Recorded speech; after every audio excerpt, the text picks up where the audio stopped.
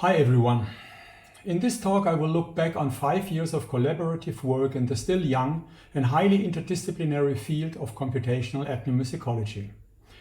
I will discuss some of our experiences in trying to combine computational approaches with classical methods to study traditional Georgian vocal music.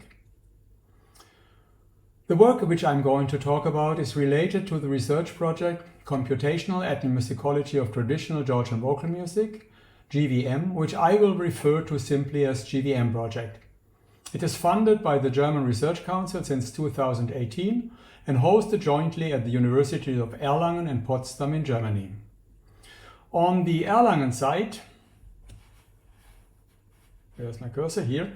On the Erlangen side, the collaborators in this endeavor are Meinhard Müller and Sebastian Rosenzweig from the audio labs at the University of Erlangen. Meinhard is one of the world's leading experts in audio analysis and music processing and author of the standard textbook in this field, Fundamentals of Music Processing. Sebastian was his PhD student until June of this year when he successfully defended his thesis. On the Potsdam side, there is Nanam Javanadze, Daniel Vollmer, Reza Dr. Tabadi Esfahani, and myself.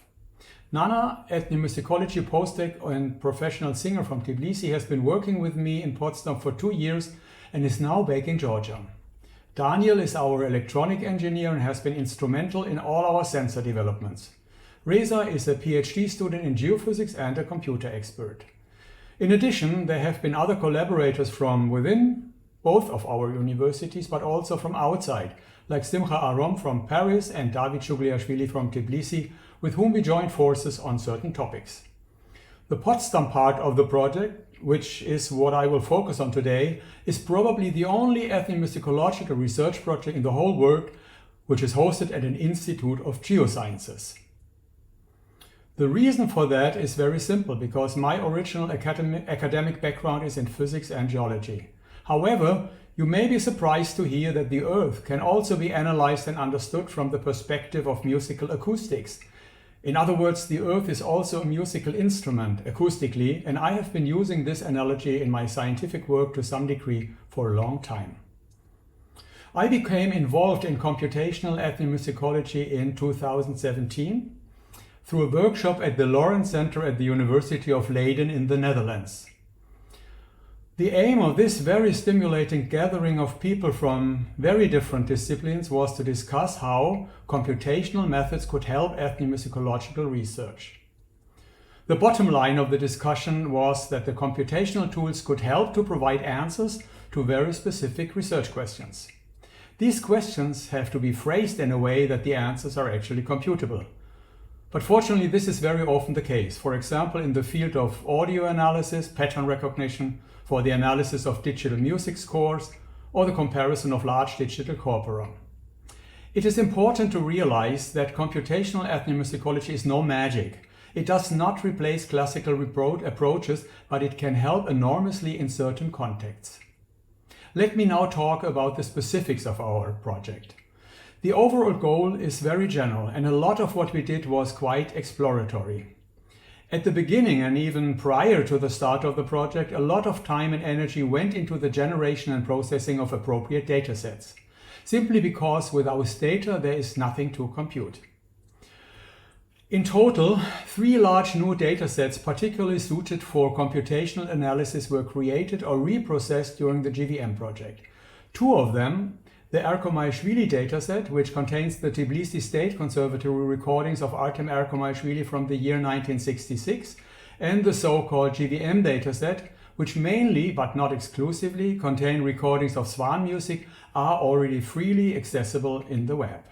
The third dataset from Osogeti has only partially been processed yet, but I will briefly touch upon some recent results towards the end of my presentation. With these corpora, there now exists a collection of high-quality recordings of traditional Georgian vocal music, which everyone who is interested in can use for any non-commercial purposes.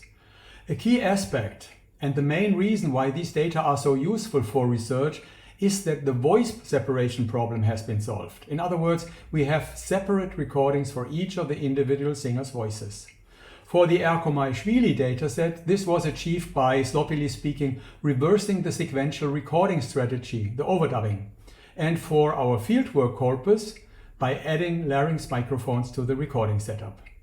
This allows for a variety of interesting and partially new research questions to be addressed. And there are a lot of these. What you see here is a list of those topics which we were able to touch upon in the course of the last 5 years. Each of these is fascinating for different reasons.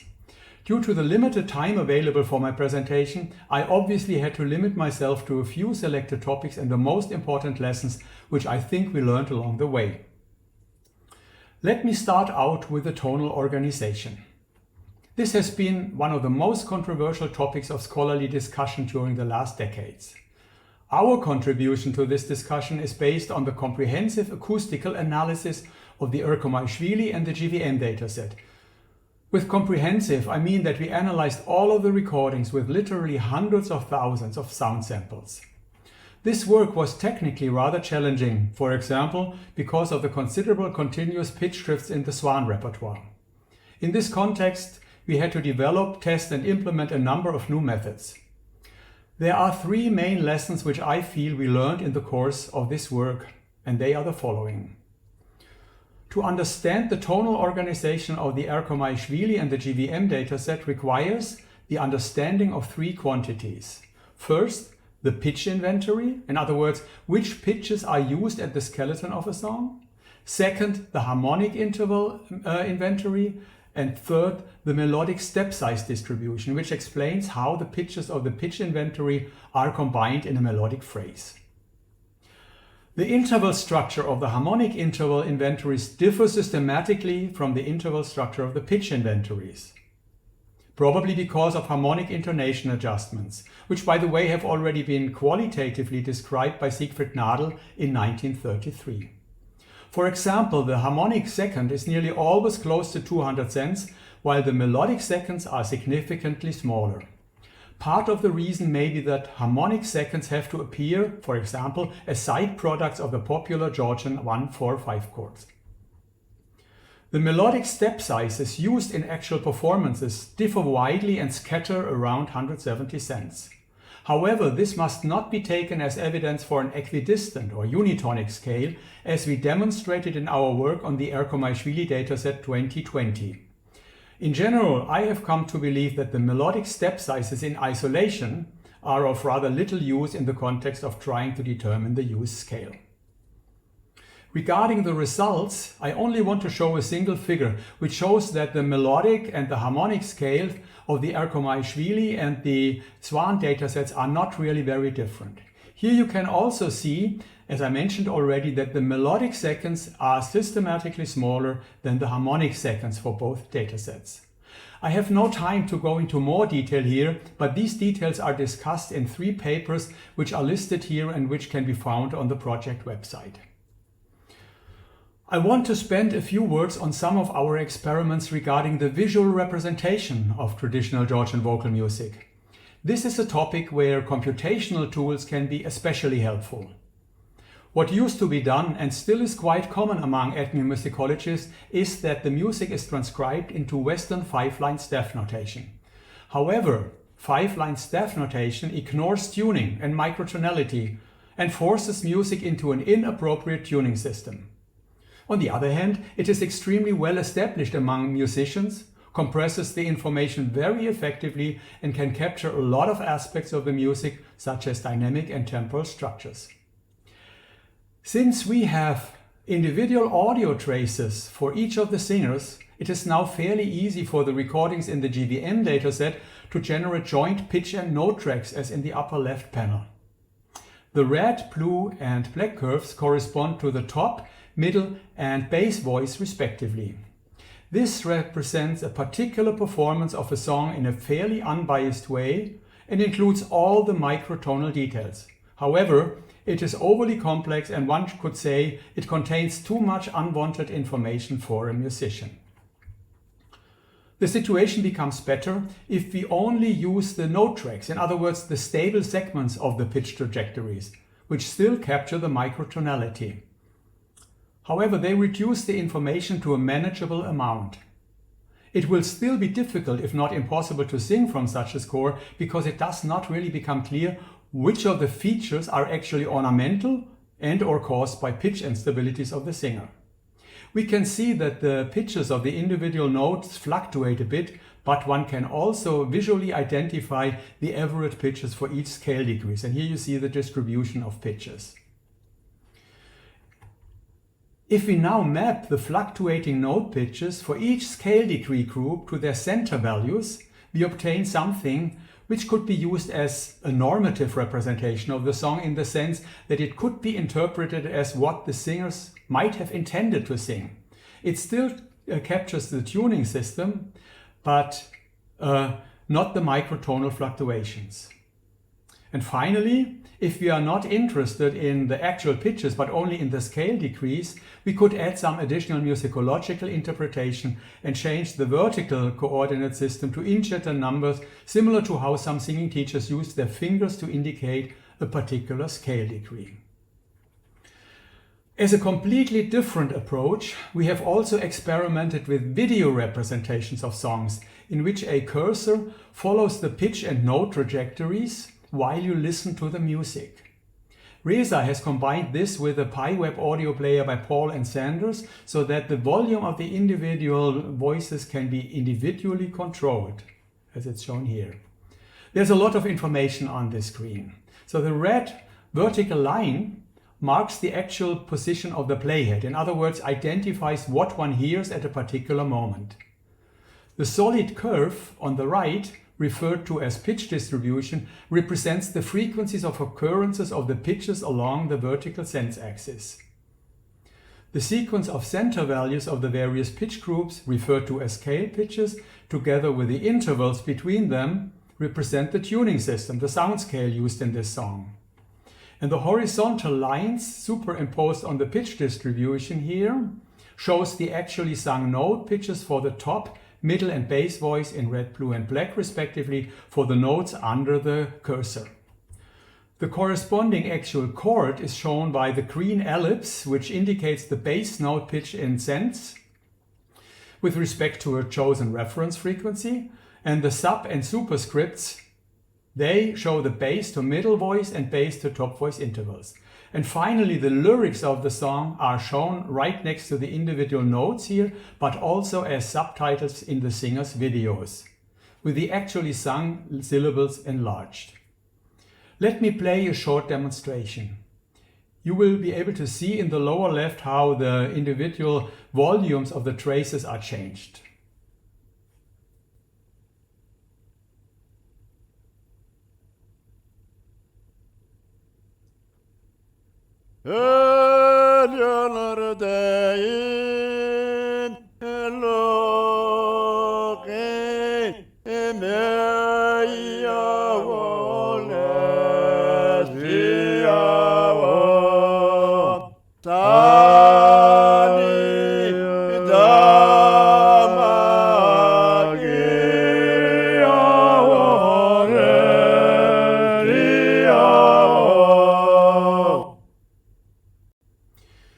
It needs to be emphasized that all of this is still very experimental, but I think you can already grab the idea. Let me now switch to a very special musical scenario, namely a special type of funeral dirge which is called Zer in the Swan language and Zari in Georgian. For me, this has been the most archaic and most intense sound experience of my life. In addition, I consider our analysis of Zer as one of the scientific highlights of our project. Zer is a three-voiced male chant which is sung on the day of a funeral before the corpse of the deceased is put into the grave. The singers usually stand outside of the house of the deceased behind a table with food and drinks. Different villages used to have different variants of Zer, although now only 11 different variants are said to be actively maintained. Since Swan funeral rituals are believed to be very old, our collection of Zer recordings is a particular gem in the GVM dataset for research as well as culturally. Here you see the ensembles and the spatial distribution of the recording locations from all our 2016 field expedition. Out of the 250 recordings which Nana and myself collected, a total of 12 performances were related to ritual funeral laments. 1 to a solo wailing of a woman and 11 to Seher, representing a total of 5 different variants. Here you see all the 11 Seher recordings from our mini corpus in form of what we call harmonic mellograph plots. These wobbly lines show the pitch trajectories of the individual voices, with the colors in between showing the corresponding harmonic intervals, color-coded here to the interval scale. The colors below the bass voice correspond to the intervals between the bass and the top voices. And one important aspect which can immediately be seen from this figure is that the intervals between bass and top voice, indicated by the vertical bars hanging below the bass voice melody, are dominated by the bluish color representing 700 cents, corresponding to a fifth. In other words, most of the time bass and top voice move in parallel fifth. All 11 recordings belong to 5 different variants. These are arranged here in such a way that the top corresponds to short durations, a small ambitus, and a fairly simple structure, which then changes to longer durations, larger ambitus, and more complex structures at the bottom. In other words, according to increasing elaboration of the acoustical structure. This, of course, immediately triggers the question if the acoustic character of a Seher is related in a systematic way to any contextual parameter, for example, to the geographical location. And in the upper right panel, you see the recording locations in red discs and the locations of the origin of different Sehers in black stars plotted on a geographical map. As you can see here also, the origins of the different Seher variants shown by the red discs are all in or very close to the Nguri River, which is shown by the blue line. If we line them up according to the course of the river, we can see that the musical acoustical structure of Seher systematically changes along the course of the river. And this strongly correlates with the exposure of the settlements to non-Swan influences. So this underlines very nicely the importance of contextual information for the analysis of this kind of music. More on this fascinating topic, most of which has been published in a couple of journal papers and in a video presentation at the SEM conference in 2020, can be found on our website. Finally, one more aspect which I want to briefly touch upon is some very recent and still ongoing work about the interaction of singers during performances of polyphonic music using heartbeat recordings. In 2019, Nana and myself, together with the ensemble Khelkhwavi from Ozageti, conducted an experiment to monitor the possible synchronization of the singer's heartbeat rates during a recording session.